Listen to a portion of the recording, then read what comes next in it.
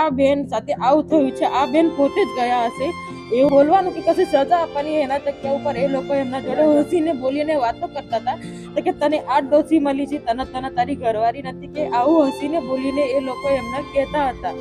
હું ત્યાં સાઈડ એઠું ખાવાનું આપતા હતા એ લોકોએ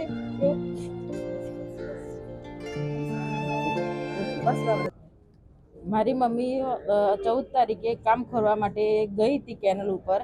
ત્યાં એક ચંપલવાડી છે, ત્યાં એમને પૂછ્યું કે બેન કંઈક કામ હોય તો બતાવો. ત્યાં એ રિક્ષાવાળો ઊભો હતો.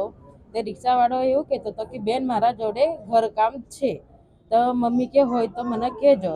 તો એ રિક્ષાવાળાએ એમ કહ્યું કે મને તમારો નંબર આપો, પણ મારી મમ્મી ભણેલી નથી એટલે મારા મમ્મીને મોબાઈલ ચલાવતા નહીં આવડતો. તો એને એમ કહ્યું કે બેન તમારા જોડે મોબાઈલ છે તો એનો નંબર આપો અમને. તો મારા મમ્મીએ ફોન આપ્યો એમને, તો એને એમાં નંબર ડાયલ નાખી દીધો મારા મમ્મીનો. પછી 16 તારીખે સાંજે 7 વાગે ફોન આવ્યો મારા મમ્મીને કે બેન તમારા માટે બંગલે મેં કામ શોધી લીધું છે, એ બેન તમને બોલાવે છે. મારી મમ્મી કે અત્યારે જ આવું ભાઈ કે સાંજ પડી ગઈ છે, તો કે હો કે પેલા આંટી તમને બોલાવે છે. મારી મમ્મી જમવાનું કે બેન તમે આવી જાઓ. તો ત્યાં 4 રસ્તા પડે છે ખુડિયારનગરમાં, ત્યાંથી મારા મમ્મીને એ બેસાડીને લઈ ગયા. પછી ત્યાં એક મોટી બિલ્ડિંગ છે, 4 ફૂટની દિવાલ છે, એ સામે 2 જણા હતા. દિવાલ એ મારી મમ્મી કે કઈ લઈ જાઓ છો, કે આપણે સામે બિલ્ડિંગમાં જવાનું છે કે તમારે બેન કે તો કે આ બાજુથી નહીં જવાનું, કે પેલી બાજુથી જઈએ તો બહુ દૂર રસ્તો પડે એટલે કે બેન આ બાજુથી જાઓ.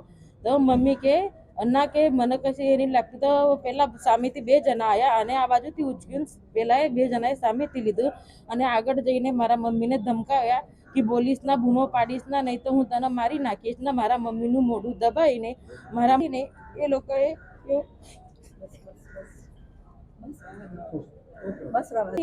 એ લોકોએ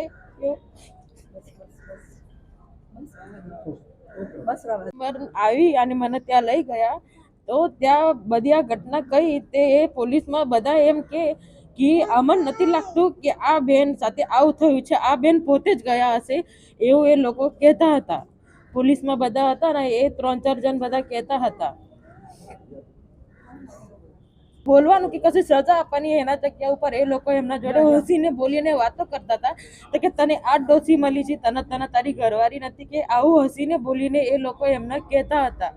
હું ત્યાં સાઈડ વાળા રૂમમાં જ બેઠી હતી. હું બધા નાસ્તો કરીને પછી અમને એમનું એઠું ખાવાનું આપતા હતા કે લો તમે બેન ખાઓ, પણ અમે કહું અમને નથી ખાવું.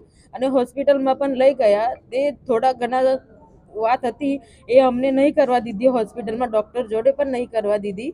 અને એ લોકો સાથે જ રહેતા હતા. મેડમને પણ એ બધી વાતો નહીં કરવા દીધી કે મારા મમ્મી જોડે જે દુર્ઘટના થયો છે એમાંથી જે વાતો છે એ પણ નથી કરવા દીધી. મારા મમ્મી જોડે આવું આ લોકોએ કર્યું છે. હવે તમારી શું માંગણી? અમારી માંગણી એ જ છે કે અમને ન્યાય આપો.